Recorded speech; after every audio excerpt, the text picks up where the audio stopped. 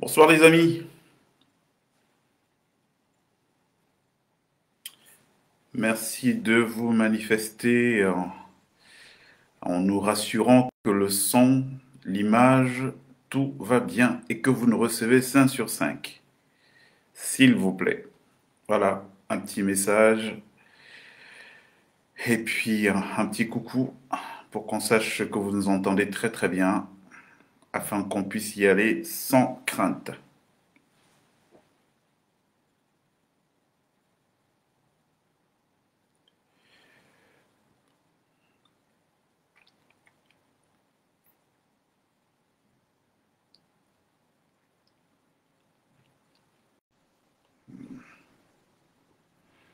Donc on sera en direct avec Armel. Armel, ce que vous pourrez faire aujourd'hui, c'est de nous appeler d'entrée de jeu, hein. Ce sera un échange, un peu notre vision tous les deux. Elle peut être contradictoire de la perception que nous avons des 42 ans de pouvoir du président Biya au Cameroun. Donc vous pouvez nous appeler d'entrée de jeu, cher Armel. C'est quand vous voulez.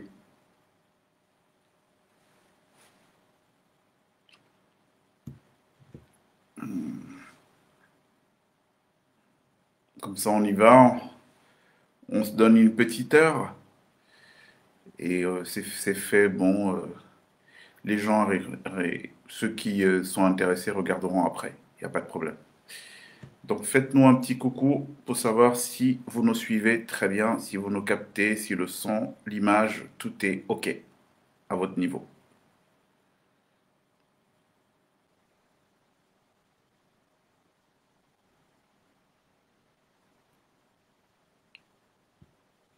Est-ce que vous nous entendez? Merci de me rassurer, s'il vous plaît.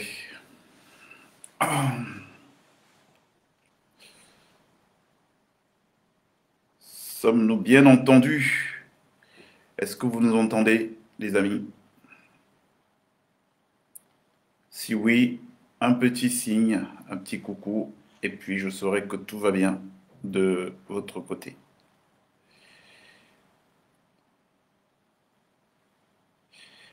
Ok, ok. Donc, ça va. Il y a des gens qui me disent qu'ils entendent très bien.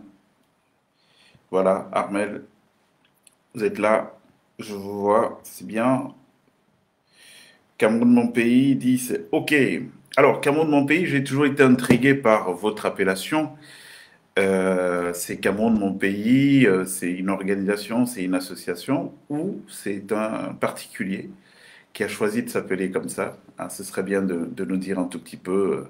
C'est pas pour faire les flics, hein, c'est juste pour savoir un tout petit peu, comprendre tout l'écosystème de ceux qui sont avec nous. Bonsoir, mon cher frère Atem, Atem qui est du côté de la Tunisie, hein, ce grand pays au temps de Ben Ali.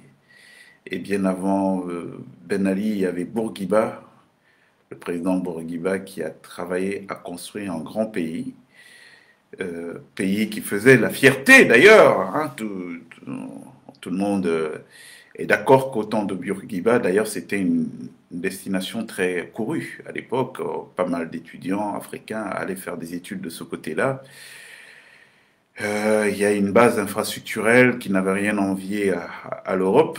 La preuve, les produits tunisiens sont les rares produits qui rentraient sur le marché européen à l'époque en le doigt dans le nez, hein, les doigts dans le nez, sans problème avec les normes et tout. Donc c'est dire qu'il y avait un haut niveau d'éducation et qu'il y avait une base d'industrialisation qui était sérieuse.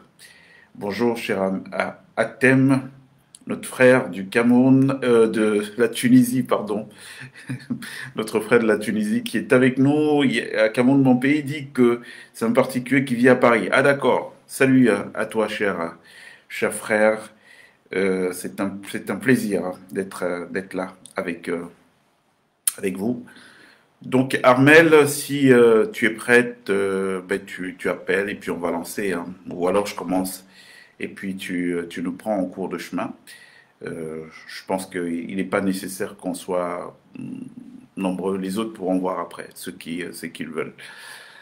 Alors, les amis, bonjour. J'ai été cette semaine interpellé par la pléthore de débats, de plateaux de télévision qui ont été organisés au Cameroun pour célébrer le 1 an de plus de la gouvernance du président Biya.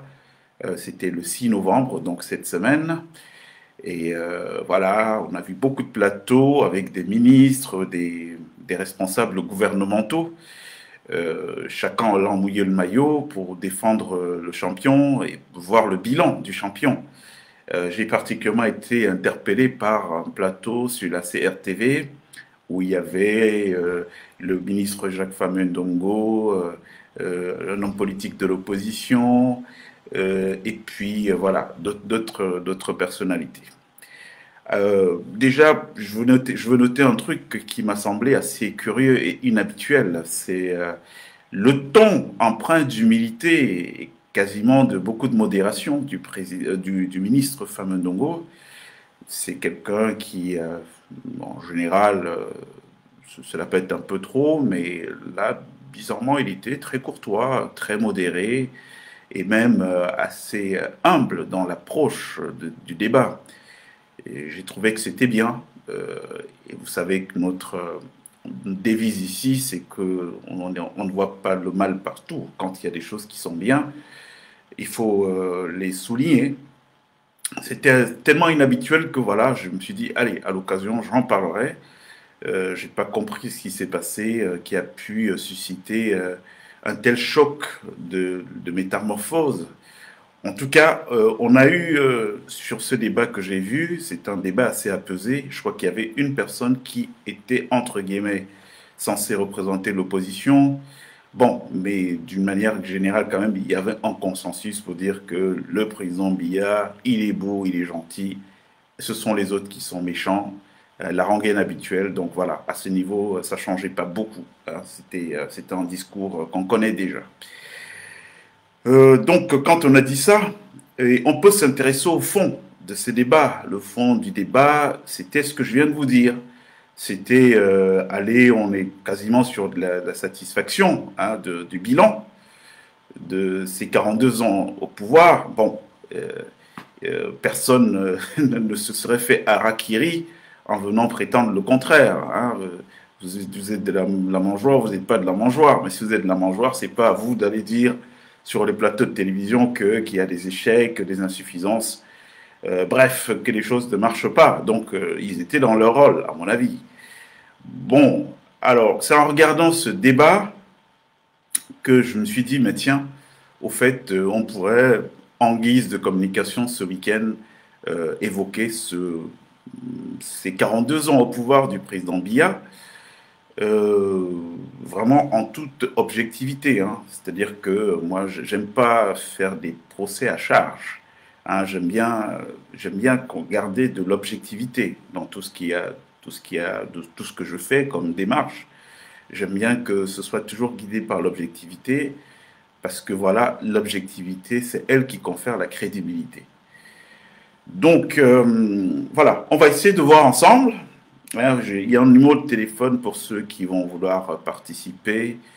Vous savez, nous, on aime bien nos communications confidentielles. On n'a pas trop de gens, on est un petit nombre de personnes et on peut se comprendre, on peut s'entendre entre nous et partager plus tard sur d'autres plateformes pour que voilà, les masses populaires puissent s'abreuver pour ceux qui souhaitent s'abreuver, hein. Vous savez qu'il y a pire que l'ignorance, c'est l'illusion de la connaissance. Et nous sommes justement dans ce cas dans notre pays aujourd'hui où il y a une masse de gens qui gagneraient à avoir cet accès qui est pourtant démocratisé au savoir, mais qui se refusent à apprendre. Ils se refusent d'apprendre, on ne veut pas. Et donc ils restent dans les certitudes, dans cette ignorance. Alors, bonjour à Céline qui nous rejoint. Vous allez bien, Céline? Content de vous savoir là avec nous. Voilà, donc parlons de ce bilan. Le président Biya arrive au pouvoir en 1982. Alors, la première de ces grandes réussites, c'est d'avoir suscité de l'espoir. Beaucoup de gens ont cru en lui. Voilà un type qui s'est fait aimer sans effort. Hein, les Camerounais l'ont tout de suite adoubé. On aimait bien son petit minois, son petit côté sexy, avec son faciès d'enfant biberonné au Nutella toute sa vie. Et il avait quelque chose d'assez plaisant, hein, qui a tout de suite agrégé l'ensemble des Camerounais. La preuve, quelque temps après, il a eu une formidable tournée dans l'ensemble du territoire national qui a permis que le pouvoir traditionnel, que l'ensemble des pouvoirs traditionnels que nous avons dans le Cameroun, que tous ces pouvoirs lui fassent allégeance. Donc on lui remette en quelque sorte une part de pouvoir détenue par chacun des peuples camerounais. Bon, pourquoi ça? Ben, c'est parce que, voilà, c'était séduisant de voir ce jeune président, quelqu'un de discret, du temps de son autre parcours avant la présidence. Et donc voilà, c'était prometteur. Il hérite, pardon, de quoi? Il hérite d'un pays prospère. Il y avait, au-delà des questions matérielles, hein, parce que moi je ne vois pas toujours la prospérité sous le prisme du matériel, au-delà des questions matérielles, il hérite d'un pays qui, sur le plan de vue mental, sur le plan de vue des mentalités, sur le plan de vue des consciences populaires, est un pays qui était assez stable. Au Cameroun, à l'époque, les mots qu'on entendait, c'était mérite républicain. Ouais, moi, j'ai grandi en entendant ce mot tout le temps. Le président Ahidjo, donc le premier président du Cameroun, il ne ratait jamais une occasion de le dire. Il parlait de révolution verte et d'un tas de concepts comme ça qui ont ancré les Camerounais dans une espèce de moralité. Il y avait une vraie morale dans l'ensemble du pays. Il n'y avait pas de gens qui déployèrent l'argent public. Bref, le président Biya hérite d'un pays qui est plutôt prospère. Maintenant, sur le plan économique, on peut en dire autant. Il y avait un tissu d'entreprises étatiques qui tapissait l'ensemble du territoire national. Quand vous alliez à l'Est, il y avait Sophie Bell Belabo. Revenez Sanaga Maritime, vous aviez Alucam, Celucam, Socatral, bref, tout un tas d'entreprises locales qui permettaient de fixer les populations. Hein. Donc il n'y avait pas besoin de faire de l'exode rural pour trouver un travail. Non, Ahidjo avait vraiment une vraie vision qui était celle de déconcentrer le développement dans l'ensemble du territoire national. Et donc cette déconcentration a vu donc germer ces différentes entreprises dont je vous parlais, Sode Coton au nord et tout ça. Donc, sur le plan aussi économique, le pays était plutôt prospère en surliquidité. La preuve, on avait des banques à l'international où de l'argent camerounais avait été placé en DAT, hein, donc produisant des intérêts pour les générations futures. Donc, voilà le contexte dans lequel le président Biya hérite du pouvoir en 1982. Alors, s'il faut qu'on analyse son bilan, oui, c'est un numéro WhatsApp, Céline. Céline, tu peux appeler, vous pouvez appeler, pardon, sur ce numéro, il est WhatsApp, il n'y a pas de problème. On va vous recevoir 5 sur 5, chère Céline. Donc, quand il est là, quand il arrive, le président Biya, le contexte est un contexte plutôt très favorable. On est en surliquidité, on a un pays où les gens sont stables mentalement. Hein, il n'y avait pas de rigolade à l'époque. Hein. À l'époque, vous détournez de l'argent public, vous passez au poteau tout de suite. Il n'y a pas de discussion. Et donc, c'est un Cameroun où les Camerounais ont la crainte de la chose publique, où les Camerounais ont un respect du label Cameroun. C'est un Cameroun qui est respecté à l'international, hein, parce que oui, parce que c'est un ministre camerounais qui me l'a dit un jour, Issa Tirouma, qui me disait que quand eux, ils étaient en Europe à l'époque, être camerounais était un label de fierté. Voilà, donc pour vous dire un peu à quel niveau on en était. Donc, il arrive dans ce contexte. Voyons maintenant qu'est-ce qu'il fait de ce Cameroun. Il pose un premier acte qui est a priori un acte positif, qui était de dire, bon, allez, on a ça, les ventres sont pleins, il y a le plein emploi, on est en surliquidité, les esprits sont stables, et donc on va libéraliser la parole. Donc il y a eu l'avènement des démocraties avec le fameux vent de l'Est qui a soufflé, le sommet de la Bolle, le Cameroun embrasse donc les chemins de la démocratie. Donc tout le monde commence à parler. Moi, avec du recul, je ne pense pas que c'était une mesure honnêtement salutaire pour notre pays. Hein, parce que ce n'est pas la démocratie qui amène le développement dans un pays. C'est une fausse idée. Ça fait partie des fausses idées reçues, quoi. La démocratie n'a pas, le développement d'un pays n'a pas pour corollaire la démocratie. On a beaucoup de pays qui sont stables, qui sont bien, avec une très belle base de développement, qui ne sont pas forcément des démocraties. Je crois que ce qui est un corollaire au développement d'un pays, c'est l'éducation.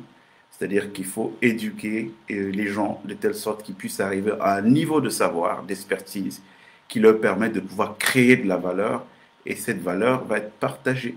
Et donc on a un bonheur partagé, redistribué pour tout le monde.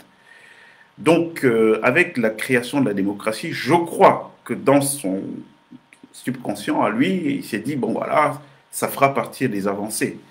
Bon, mais ça a été une catastrophe, parce que je sais, et je vous parle d'autorité, aujourd'hui, que ceux qui ont encouragé les Africains à embrasser les sentiers de la démocratie, alors qu'il y avait des constructions, des États, il fallait construire des niveaux de conscience populaire très élevés, avant que ces niveaux de conscience populaire ne soient là, ceux qui ont encouragé l'Afrique dans les chemins de la démocratie savaient qu'on allait aussi dans les chemins de la perdition.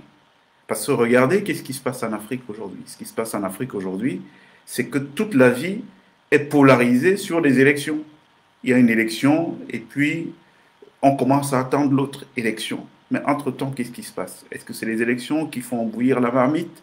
Non. Est-ce que c'est les élections qui créent des emplois? C'est les élections qui scolarisent? C'est les élections qui participent aux soins? Non. Et pourtant, on dépense beaucoup d'argent. On fait de quelque chose qui, à mon avis, est un épiphénomène. Hein. Choisir, normalement, quand tout se passe bien dans un pays, franchement, les gens ne s'intéressent même pas de savoir qui est président ou qui ne l'est pas. L'important, c'est que voilà, le pays marche, que chacun trouve son compte. Donc, le président Biya, il amène cette histoire de démocratie. Les gens se sont rués dessus. Il y a eu des partis et tout et tout. Bon, pour les résultats qui sont mitigés, parce que je vous le dis, quelle est ma vision des choses?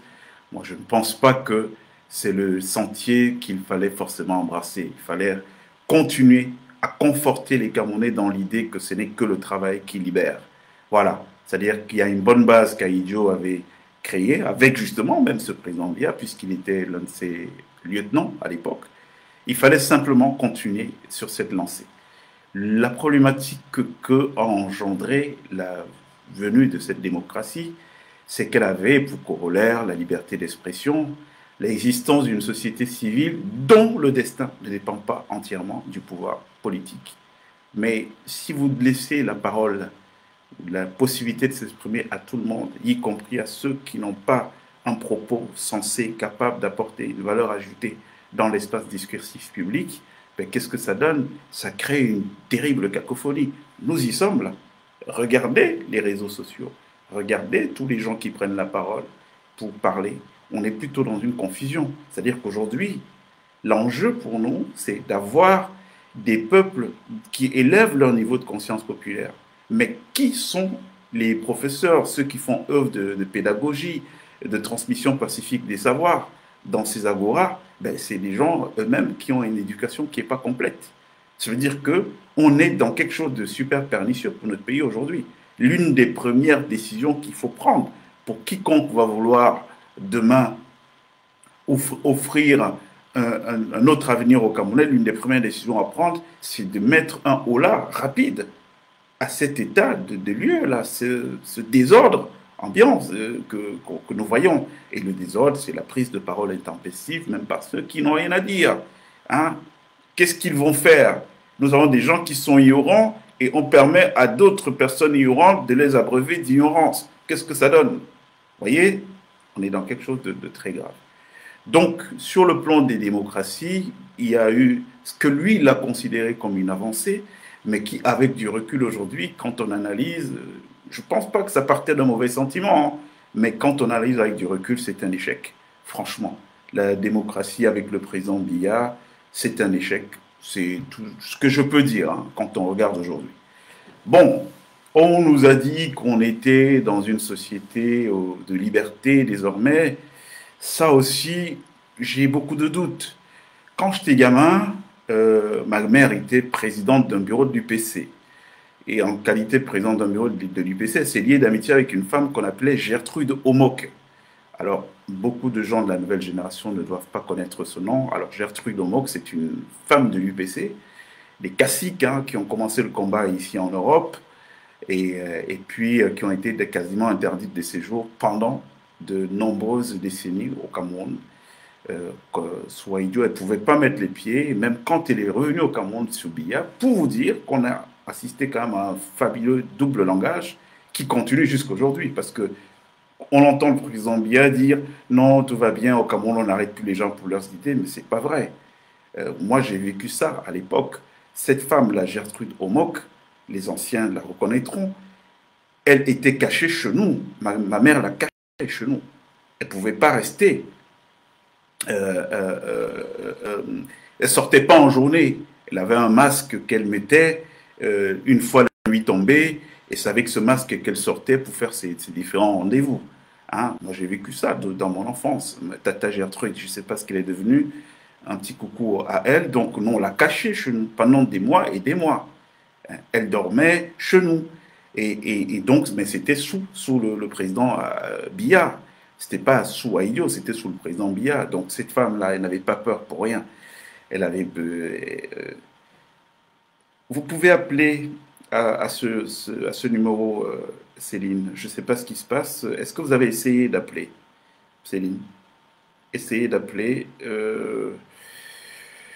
Je vais voir ça tout de suite. Céline, appelez à ce numéro-là. C'est un numéro WhatsApp, donc vous appelez sur WhatsApp et puis vous serez connecté. Ou alors, sinon, vous laissez-moi votre téléphone et puis je vais vous appeler. D'accord? Voilà, chère Céline. Je vous sens très enthousiaste aujourd'hui à l'idée de participer. C'est pas souvent le cas.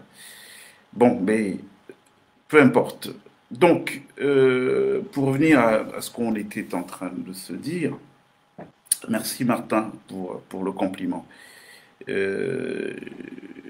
Non, n'envoyez pas d'invitation, vous appelez tout simplement, et puis vous serez en direct avec nous, chère Céline. Appelez ce numéro, d'accord? Et puis on vous aura.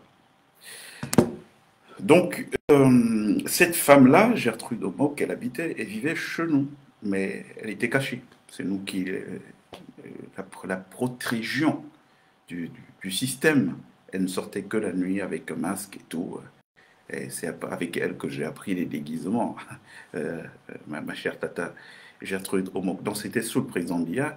Et jusqu'aujourd'hui encore, vous vous rendez compte qu'il y a un double discours. On vous dit, il n'y a pas très longtemps, j'entendais dire, oh non, vraiment, le Cameroun, c'est une terre de liberté. Les gens peuvent dire ce qu'ils veulent, ils peuvent parler. Ben non, on a encore qui est couché à la morgue, là. Martinez Zogo. On a des gens qui ont été tabassés au Cameroun, qui ont failli traîner des handicaps toute leur vie. Paul Chouta, vous l'avez vu, avec un œil complètement défiguré et tout, laissé pour mort. Hein, c'est quoi son crime? C'est un crime d'opinion, il a donné son opinion. On l'a ramassé, les polices politiques de notre pays l'ont ramassé et on lui a appliqué. Voilà, on va prendre Armel avec nous. Allô Armel? Allô Armel? Allô? Oui Armel, vous m'entendez? Oui, bonsoir. Bonsoir. Tout va bien Armel? Oui, ça va. Et D'accord. bonsoir à tous les participants. Vous pouvez juste baisser votre volume parce qu'on entend en écho un peu ce qu'on se dit là. Ok. C'est bon pour Parce vous? que c'est... Oui, Voilà. c'est fait. Donc vous serez avec nous durant tout le temps. Hein. Ça ne va pas être un monologue. On pourrait intervenir quand vous avez quelque chose à dire immédiatement, sans Oui, autre. Voilà. Donc on va faire ça comme ça pour que ce soit plus fluide. Donc, d'accord. on a un double discours. Le double discours, c'est lequel? C'est de faire croire que, bon, au Cameroun, on n'est pas inquiété pour ses opinions, c'est faux. Jusqu'à présent, on est inquiété pour ses opinions au Cameroun. On a un corps qui est là, celui de Martinez Zogo. On a des gens qui ont été violentés au Cameroun, qui ont été menacés de mort, des journalistes qui ont été tués pour leurs opinions, parce qu'ils disaient des choses qui ne plaisaient pas. Et même jusqu'à aujourd'hui, je vous en parlais il y a 2 semaines, ce type du RDPC qui est venu me proférer des menaces en direct, bon, ça m'a fait rigoler.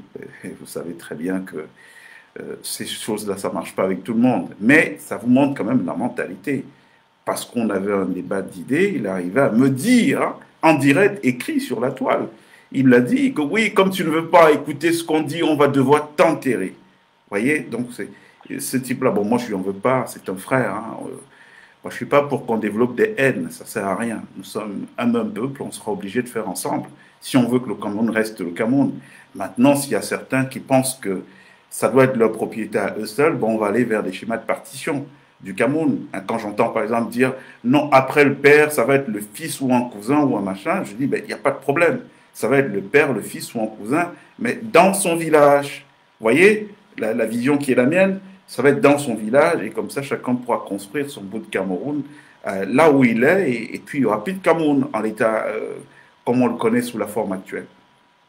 Donc voilà, il n'y a pas de liberté, il n'y a pas eu d'avancée à ce niveau-là. C'est de façade.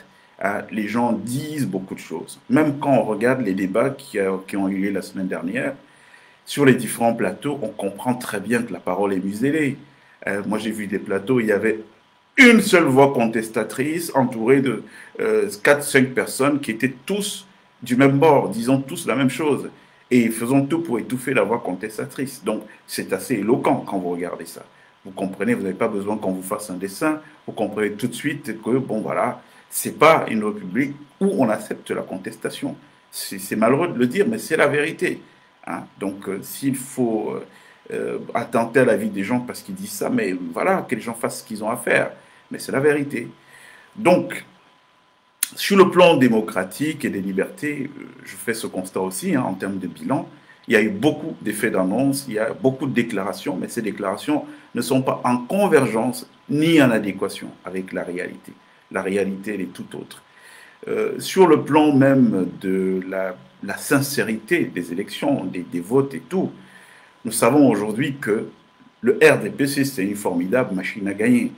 Bon, alors soyons honnêtes, c'est le seul parti qui s'est ramifié dans l'ensemble du territoire national.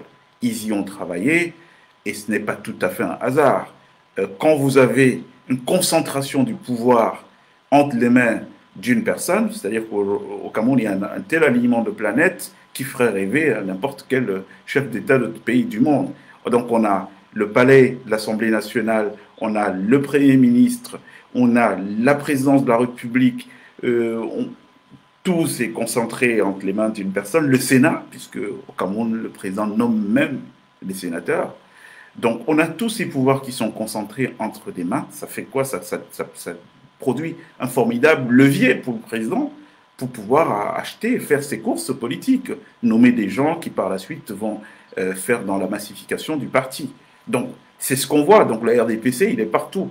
En toute honnêteté, il est difficile de gagner ce parti. Sur une base électorale au Cameroun, pas parce qu'ils ont un bilan qui est enviable, non, mais c'est qu'ils se sont organisés à avoir une formidable machine à gagner. Et aujourd'hui, en phase 2, ils se sont arrangés à phagocyter même la contestation. Même la contestation, j'entendais dire cette semaine par des ministres qui sont allés sur les plateaux, oui, c'est pas la faute du président, parce que quand il nomme des ministres, c'est pour qu'ils travaillent. C'est le père Bargagélé, le patron de la police nationale, qui a ouvert le bal avec, en critiquant l'état des routes et tout. Moi, j'ai souri. J'ai souri parce que je sais au fond de moi que lui-même ne pense pas ce qu'il dit. Mais il faut le dire quand même. Mais lui-même ne pense pas ce qu'il dit. Tout au Cameroun est polarisé sur la présidence de la République. C'est-à-dire que s'il n'y a pas une instruction qui vient du palais, rien ne se passe. Je vais vous raconter une anecdote d'ailleurs. Je crois, c'était en 2003 ou 2004, cherchez bien, vous verrez en quelle année le père Bargagélé est devenu patron de la police. Il était à l'époque ambassadeur en Espagne. Et il a été appelé au Cameroun en consultation. Il a passé 1 an au Cameroun. Donc il est ambassadeur en Espagne, mais il habitait au Hilton pendant 1 an. Et 1 an, qu'est-ce qu'il attendait? Pourquoi le ministre des Affaires étrangères ne l'a pas reçu après avoir eu des instructions du président? Lui dire ce qu'il y avait à dire et qu'il reparte. On l'a maintenu pendant 1 an au Cameroun. Le président va vous recevoir, le président va vous recevoir. Il a attendu pendant 1 an et il ne pouvait pas bouger. Ouais, parce que quand le président Biya vous appelle, vous êtes plus libre de vos mouvements. Moi, je me suis retrouvé parfois au palais, vous arrivez, vous avez votre programme, un vol à prendre. Si on ne vous reçoit pas dans les temps, vous n'avez pas la possibilité de vous lever et partir. Hein?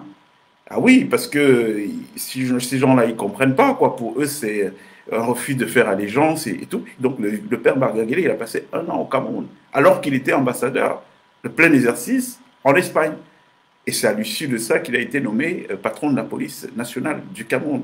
Donc, il est le mieux placé que quiconque pour savoir que rien ne bouge au Cameroun si l'ordre ne vient pas de la présidence. Et les choses s'empirent davantage par le fait qu'il n'y a pas de conseil de ministres.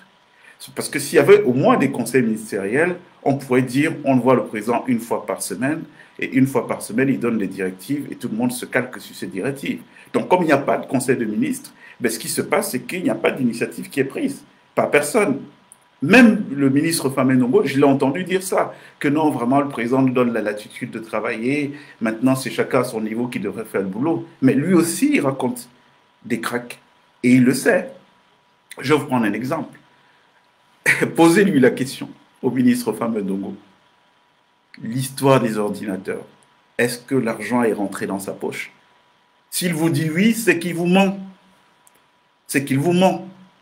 Parce qu'à peine cette histoire a été actée, il faut offrir des ordinateurs, il sait d'où il a reçu un coup de fil pour lui dire, bon, c'est pour moi, tu touches pas. Et donc le pauvre, moi je l'ai vu assumer, prendre la foudre de tout le monde à l'époque et tout, il prenait la foudre de tout le monde, pourtant ce n'était pas lui le coupable. Donc à partir du moment où les choses se passent de cette manière, c'est-à-dire que tout est polarisé sur la présidence. Je vous le dis, n'essayez pas d'aller faire quelque chose au Cameroun en vous disant j'ai un ministre et tout le ministre. Ils n'ont pas de pouvoir. Ils ont qu'un pouvoir de façade. C'est pour ça qu'ils multiplient les petits larcins, des petits tours de passe-passe pour se faire un peu d'argent. Mais sur les vrais dossiers, aucun ministre ne décide au Cameroun. Tout vient du palais. Vous voulez un autre exemple? Récemment, il y a eu cette histoire de messe initiée par un ministre de Biya, je ne sais plus lequel, qui a dit bon, il va faire une messe d'action. Qu'est-ce qui s'est passé? On lui a aussitôt remonté les bretelles de la présidence de la République. Et c'est qui a appelé? C'est le directeur de cabinet du président qui a appelé pour le mettre au pas. Donc ça vous dit que ces gens n'ont pas de latitude de faire ce qu'ils veulent. C'est complètement faux. Donc on a un pouvoir qui est concentré vraiment au palais. Rien ne se décide au Cameroun si vous n'avez pas l'aval du palais. Rien, je vous le dis, et je vous parle d'expérience. Donc, cette polarisation du pouvoir est une polarisation qui n'a malheureusement pas porté de fruits, parce que du coup, on est sur un système qui est inerte, il n'y a pas grand-chose qui bouge, hein.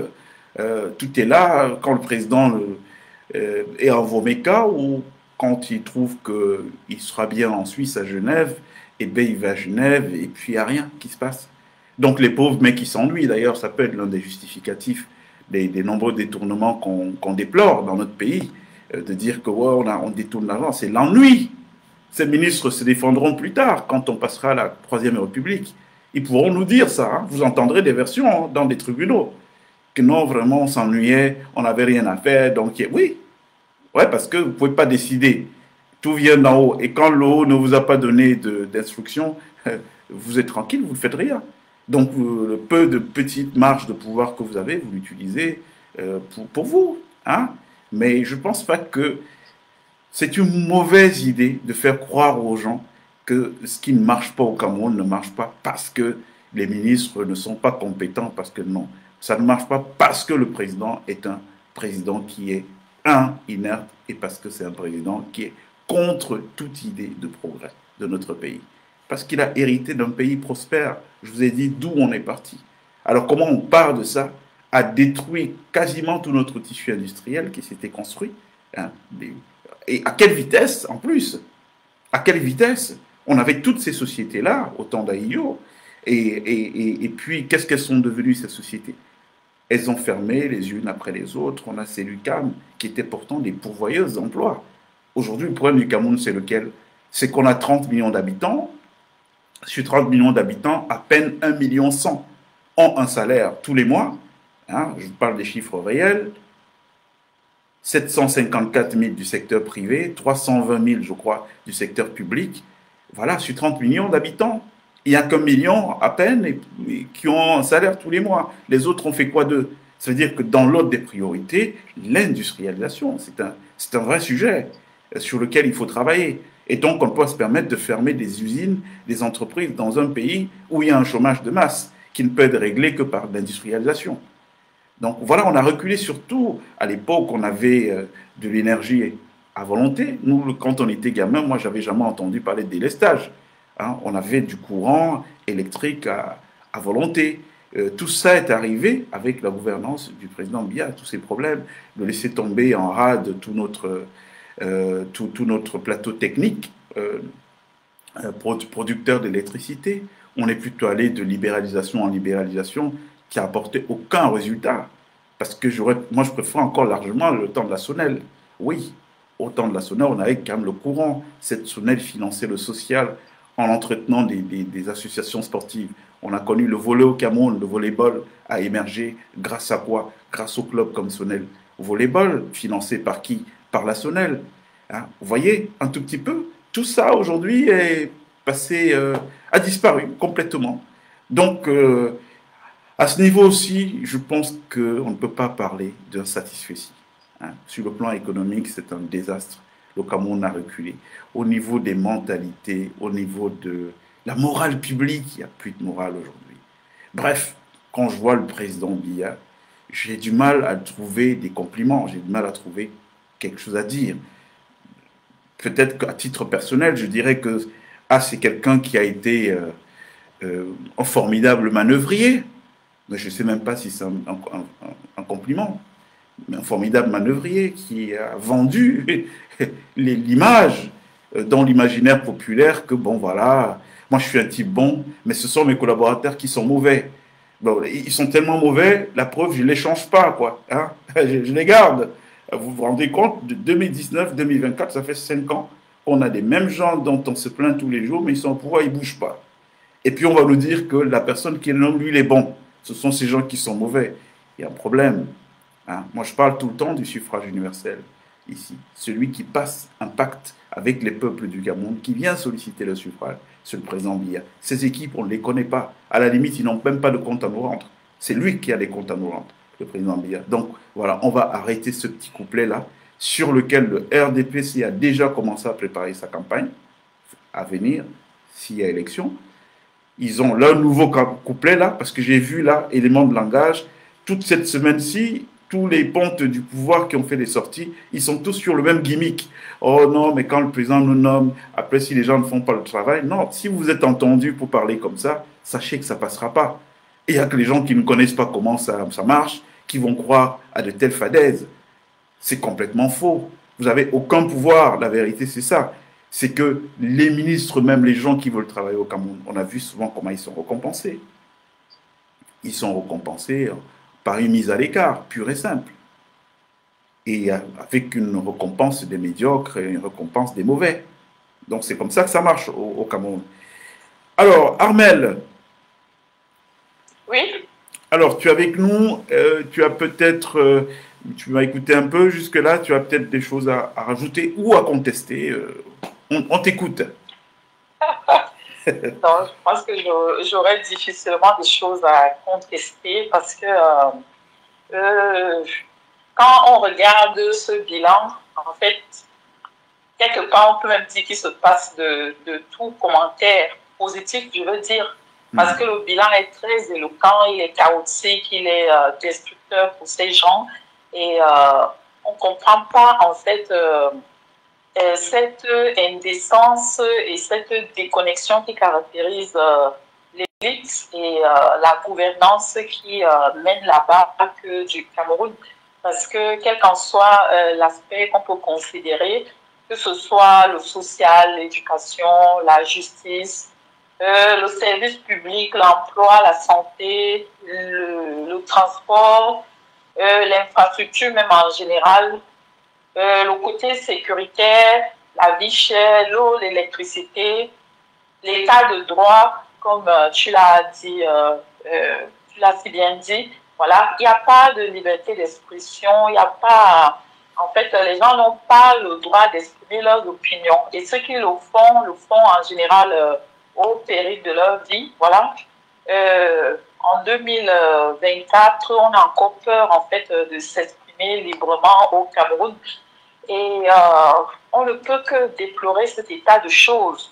Et c'est complètement surréaliste de voir aussi que pendant que des gens célèbrent ce soi-disant anniversaire, la veille, il y a eu le double éboulement sur la route de Tchang et les familles là-bas se démenaient à fouiller les décombres dans l'espoir peut-être de retrouver des survivants. Mais ça ne transparaît même pas dans les discours de ces gens. Ils sont à célébrer, à festoyer et c'est vraiment déplorable. C'est déplorable parce que ça donne une image complètement destructrice vraiment de notre pays, de voir qu'on a des gens qui sont au pouvoir, mais en fait qui sont complètement déconnectés et qui n'en ont rien à cirer du quotidien des Camerounais. Donc, on ne sait pas, en réalité, quand on les observe, quand on écoute leurs discours, ils sont plus préoccupés à garder leurs privilèges, à se maintenir au pouvoir pour conserver leurs privilèges, plutôt que d'améliorer le quotidien des Camerounais. Or, nous, Camerounais, nous avons des comptes, ils ont des comptes à nous rendre. On doit leur demander ce qu'ils font des ressources du pays, comment est-ce que le pays est dirigé. Quant à ceux qui disent que le président n'est pas responsable, c'est plutôt ceux qu'ils ont nommés, mais ce sont ses collaborateurs. Il a toutes les manettes parce que l'exécutif au Cameroun est tellement volubile, hyper puissant, qu'il écrase tous les autres pouvoirs. Il n'y a pas de contre-pouvoir en réalité. Parce que la justice est aux ordres, l'Assemblée nationale, c'est une caisse d'enregistrement des projets de loi du gouvernement. L'opposition est presque inaudible à l'Assemblée nationale et il n'y a pas de contre-pouvoir. Les journalistes même sont muselés, ils travaillent dans la terreur. Donc, la société civile, bon, je vous épargne même oui, de tous ces détails. Donc, ce qu'on me dit, c'est qu'en fait, il est responsable. C'est lui qui a mis cette gouvernance en place. C'est lui qui était supposé, en fait, mettre sur pied aussi des systèmes de contrôle, oui, de ses collaborateurs pour veiller à ce que les instructions données, oui, soient effectivement appliquées et vérifier que les résultats sont là. Donc, au jour d'aujourd'hui, quand on regarde, il n'y a pas de bilan en réalité. Le Cameroun a plutôt reculé. Ça va tellement mal qu'on ne sait même pas par quel bout prendre les choses. Donc, le bilan est mauvais. Il est catastrophique. Il faut être vraiment foncièrement de mauvaise foi pour défendre un tel gouvernement, pour défendre une telle élite. Et nous espérons que les choses vont bouger au Cameroun d'une manière ou d'une autre. Bon, je vais m'arrêter là pour l'instant. Ouais, il fera beau au Cameroun, Aurora. Il n'y a même pas, il y a pas à réfléchir dessus. Vous avez parlé tout à l'heure de la justice.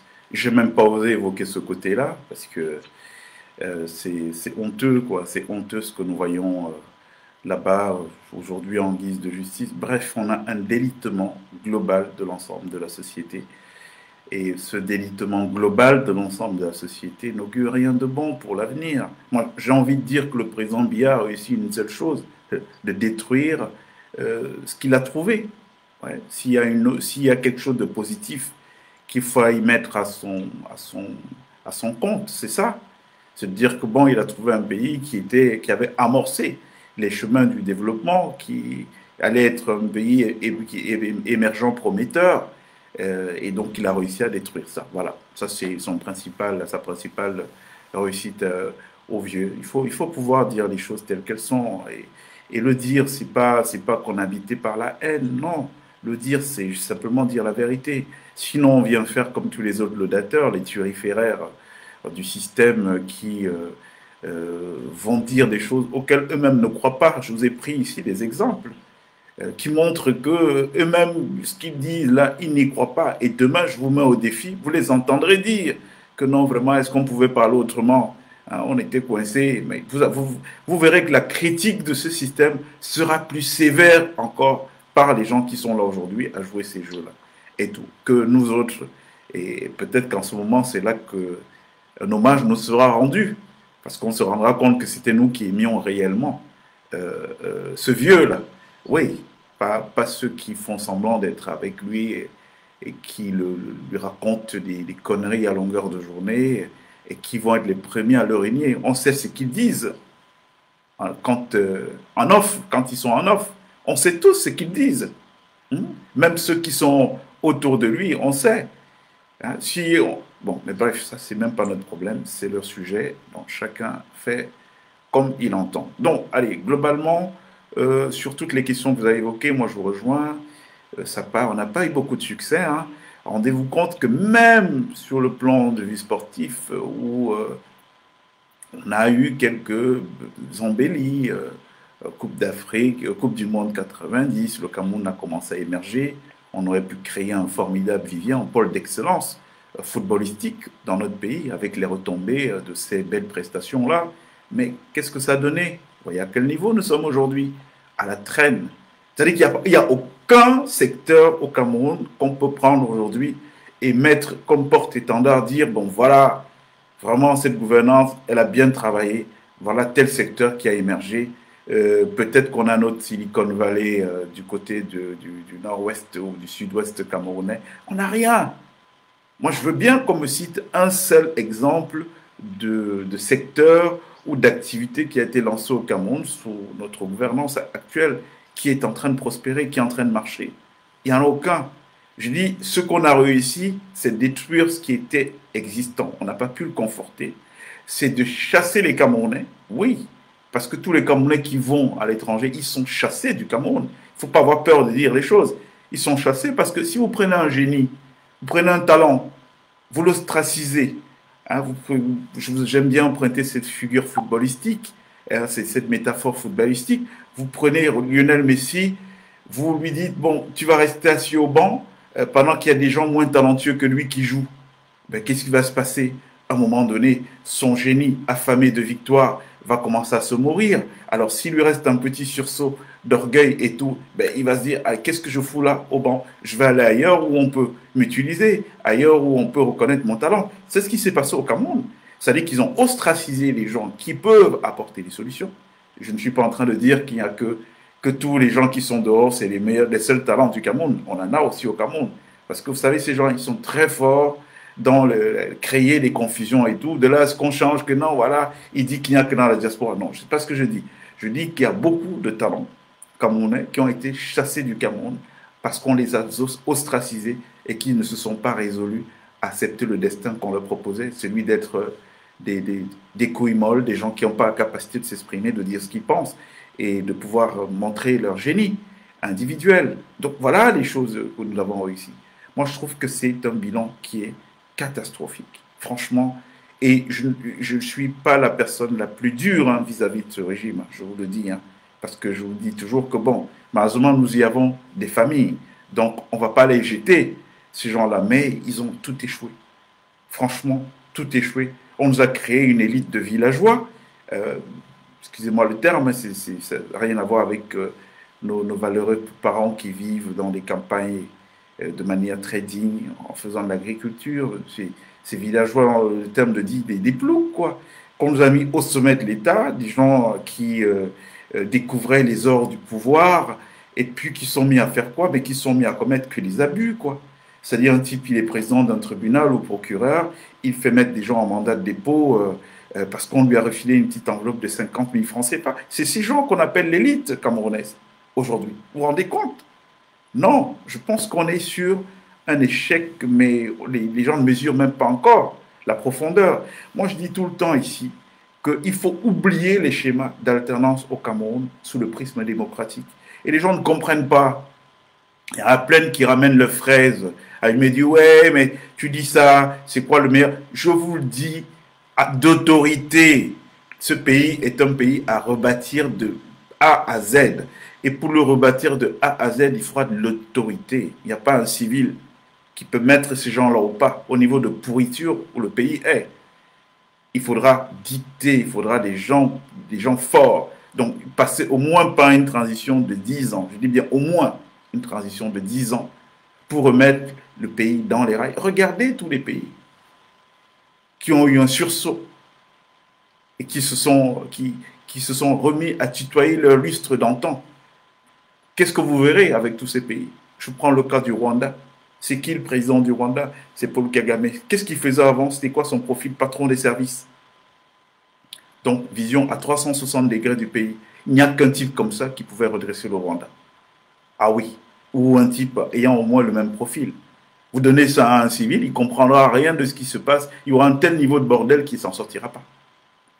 Prenez la Russie, qui commence à se déliter sous Estine, Boris. Si vous ne prenez pas un gars du FSB et vous le mettez à la tête de la Russie, aujourd'hui, ce ne serait plus une puissance mondiale. Ils auraient déjà tout vendu et tout, hein, à la faveur de quoi? La démocratie, le pouvoir civil et tout. Donc moi, je pense qu'il faut qu'on arrête de rêver. Ce pays est dans un tel état de pourriture qu'il va falloir, je dis bien, une parenthèse rectificatrice de moins 10 ans. Et 10 ans même, je suis généreux. Il faudra une parenthèse rectificatrice longue afin de ramener les cerveaux à l'endroit. Parce que pour l'instant, c'est un vaste exil psychiatrique. Le Cameroun que vous voyez là. Vous voyez des gens marcher, mais c'est la folie douce. C'est tous des fous.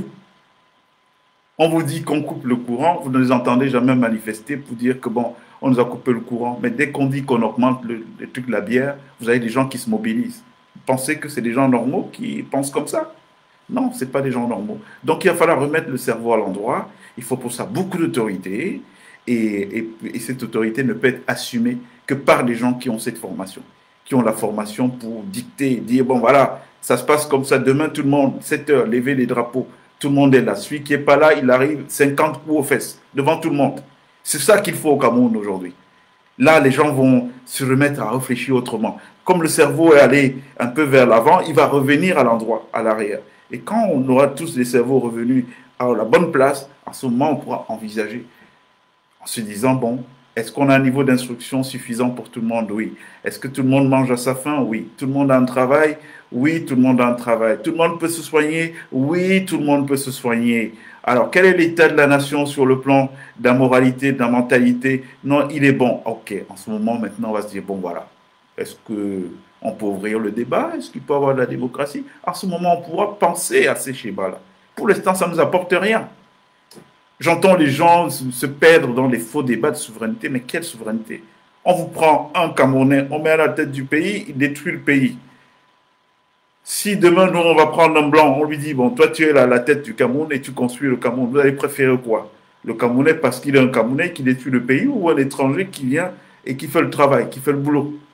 Qu'est-ce que vous allez préférer? Donc, il faut sortir de ces faux débats dans lesquels on enfonce les gens parce qu'on sait justement que c'est grâce à ces débats qu'on va les maintenir en situation voilà. Il y a René Calvin qui dit le Cameroun a effectivement plongé de manière désastreuse. Il n'y a aucun espoir avant l'éviction du régime actuel dans sa globalité. Ben, tout à fait, on est d'accord. Qu'est-ce que le vieux va faire aujourd'hui qu'il n'a pas pu faire en 42 ans? De vous à moi, dites-moi. Il y a 42 ans, il avait toute l'énergie, il avait toute la vigueur, il a hérité d'un pays où il y avait tout. Il suffisait même pas, il fallait même pas qu'il soit un génie. Il fallait juste que, bon, allez, il y a déjà les pas qui sont faits. Il fallait juste qu'il suive le tracé des pas qu'Aïdio a fait. Et puis, voilà. Il fallait même pas qu'il soit un génie, hein, qu'il fasse juste ce qu'il a. Qu'est-ce qu'il a fait? Il n'a pu rien faire. Au moins, il avait de la vigueur. Donc, qu'est-ce qu'il va faire aujourd'hui qu'il n'a pas pu faire en 42 ans? Qu'est-ce que cette gouvernance-là peut nous offrir? Rien. Rien. Il faut qu'on arrête de rêver. Et tout. Bon, maintenant, c'est aux Camerounais de prendre leur destin en main. Parce qu'il y a des gens qui sont là, qui pensent qu'on peut faire des omelettes sans casser les œufs. Des gens qui pensent que du jour au lendemain, leur destin va changer sans qu'ils ne mouillent le maillot. Des gens qui refusent de mettre les mains dans le cambouis. Regardez, j'ai vu dernièrement l'élection américaine. Il y a un type qui s'appelle Elon Musk, milliardaire américain, qui n'était pas d'accord, pourtant démocrate à la base, mais qui n'était pas d'accord avec les valeurs que ces gens étaient en train de promouvoir dans la société. Qu'est-ce qu'il a fait? Il a dit, mais à quoi sert mon argent? L'argent ne doit pas, l'argent pour l'argent, ça ne doit pas être une quête. C'est quoi ces trucs-là de villageois? Une fois de plus encore, je redis le mot villageois, et là, c'est à l'attention de tous ces gens qu'on a enrichis au Cameroun, qui ont un rapport passionné à l'argent, qui c'est leur petit doudou. Oh, mon argent, il ne faut surtout pas qu'il sorte, et tout, et tout. Hein? Ces gens-là, qu'est-ce qu'ils font? Ils ont conscience que les choses ne marchent pas. Alors, à quoi sert leur argent s'ils ne peuvent pas l'utiliser pour financer l'émergence d'une nouvelle société? À quoi? Regardez Musk. Hein? Il était démocrate, il n'était pas d'accord avec les valeurs. Il a vu un type qui est venu, qui a commencé à dire, mais non, moi, si je suis là, je vais changer ça. Il a fait quoi? Il a soutenu le type. Aujourd'hui, ils ont pris le pouvoir. En une journée, sa fortune a fait un bond de 26 milliards de dollars. Vous comprenez ça? Ça s'appelle d'abord du patriotisme, parce que je ne suis pas sûr qu'il a fait parce qu'il attendait que sa fortune fasse un bond de 26 milliards. Il a fait par pur patriotisme. Il s'est dit, ça doit servir à quelque chose d'argent. Regardez aujourd'hui, même tout le désordre qui est organisé dans le monde, il est financé par des milliardaires. Vous avez entendu parler de l'Open Society, de George Soros? C'est un type qui a gagné beaucoup d'argent et qui utilise son argent aujourd'hui, qui met son argent au service d'idéologies qui lui sont proches, des valeurs qu'il veut promouvoir. C'est ça, un milliardaire. C'est pas nos piques-assiettes que nous avons là, hein, rempli chez nous. Là, on dit, ah ouais, tel, oh putain, c'est une grosse fortune, il est dans le classement Forbes. Et puis sa fortune n'impacte en rien la vie de la collectivité. Il n'y a aucun pays africain aujourd'hui, de ce que je regarde, si vous mettez l'Afrique du Sud à part, de côté, et peut-être certains pays du Maghreb, aucun pays en Afrique noire aujourd'hui qui soit un pays, je mettrais le Rwanda aussi de côté, parce que c'est vraiment c'est notre modèle là-bas, c'est des gens qu'il faut aller regarder, voir ce qu'ils font, s'inspirer de ce qu'ils font. Ah, peut-être ça peut donner un coup de boost à tous les autres pays africains, mais quand je regarde les autres, on vous dit le Nigeria, c'est une grande puissance économique. Pour moi, ce n'est pas une grande puissance économique. Avoir quelques bonhommes multimilliardaires avec une masse de gens qui ne sont pas capables de se nourrir, capables de se soigner quand ils ont mal. Mais c'est pas, pour moi, ce n'est pas un grand pays. Un grand pays, c'est la France. Vous voyez? On a beau dire tout ce qu'on veut, c'est l'Allemagne, c'est l'Espagne, c'est l'Italie, c'est ça les grands pays. Parce qu'on œuvre pour qu'il y ait une moyenne pour tout le monde, à laquelle tout le monde a accès. On crée de la valeur pour que cette valeur soit partagée. C'est ça la grandeur. La grandeur, ce n'est pas d'avoir un type qui a le courant chez lui et puis tout autour de sa maison, c'est le noir. Vous avez déjà survolé un pays africain la nuit en avion? Vous n'avez pas besoin qu'on vous dise que vous êtes en Afrique. Hein. Dès que vous tapez un coup d'œil sur le hublot, vous regardez, vous savez, ah là, on survole l'Afrique. Obligé. Pourquoi? Parce que de temps en temps, vous voyez un point de lumière quelque part, un point de lumière quelque part, et tout autour le noir. Voilà. Et quand vous arrivez, vous approchez Charles de Gaulle, je ne sais pas moi quel aéroport, Heathrow, ou je ne sais pas moi quel aéroport européen, au lever du jour, vous voyez la chose qui vous dit que vous êtes en Europe, c'est illuminé partout. Vous voyez, c'est des petites choses comme ça qui permettent de fixer les idées, de savoir qu'on a tout faux ou qu'on a tout vrai.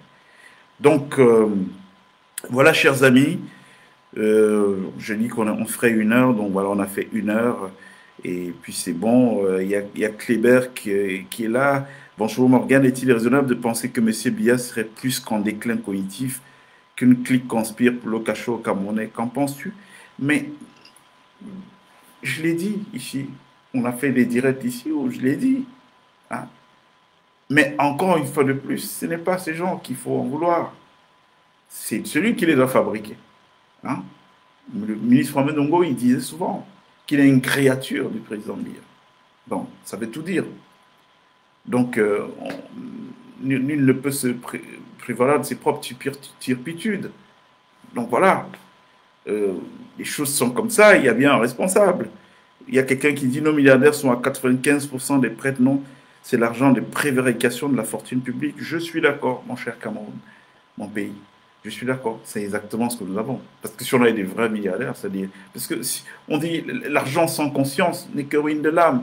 Ça sert à quoi d'avoir de l'argent si ce dernier ne peut pas être au service de causes nobles, de causes qui concourent. Il faut partager. Vous voyez tous ces gens-là, les Bill Gates, les Warren Buffett et tout, vous apprenez que bon, ils ont renoncé à toute leur fortune, ils ont gardé 10% ou 15% de leur fortune. Pourquoi ils font ça, à votre avis?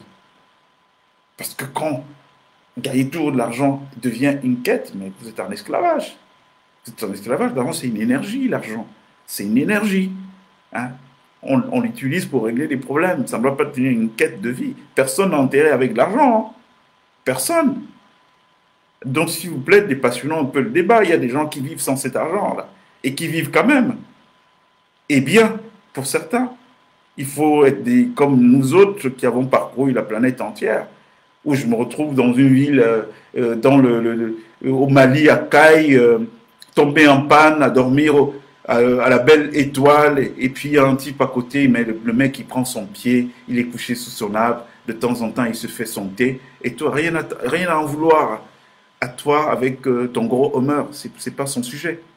Donc voilà, il faut que on revienne à des meilleurs sentiments, à plus de sagesse, ce serait quelque chose de bien. Voilà, les amis, merci beaucoup pour ce temps de partage que nous avons eu ensemble et je souhaite qu'on se reparle souvent comme ça, sur des thèmes positifs.